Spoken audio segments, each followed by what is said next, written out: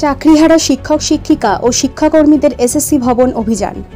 যোগ্য চাকরি প্রার্থীদের চাকরি ফিরিয়ে দেওয়ার দাবিতে করুণাময়ীতে জমায়েত করে। পরে করুণাময়ী থেকে প্রায় কয়েক হাজার আন্দোলনকারী এসএসসি ভবনের উদ্দেশ্যে রওনা দিলে পুলিশ ব্যারিকেড করে আটকানোর চেষ্টা করেন। সেখানেই পুলিশের সঙ্গে বাধে ধস্তাধস্তি।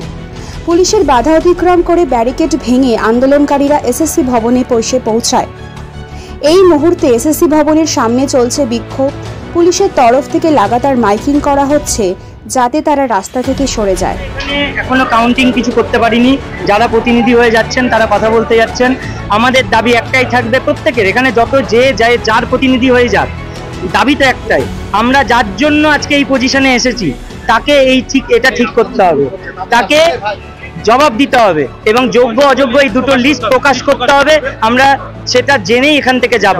সাংবাদিক বৈঠক করে ওনাকে স্বীকার করতে হবে যে ওনাদের ওএমআর কে বলেছেন গাজিয়াবাদের ওএমআর 65B ভ্যালিড। হাইকোর্টে ডিভিশন বেঞ্চ রায় দিয়ে দিয়েছে যে ওএমআর প্রকাশিত হয়েছে সেগুলো ভ্যালিড। তার নাম্বার আর এসএসসি সার্ভারের নাম্বারে আমাদের একদম মিল। অতএব আমরা কোনো অভিযোগ নেই, কিসের জন্য চাকরি হারাবো।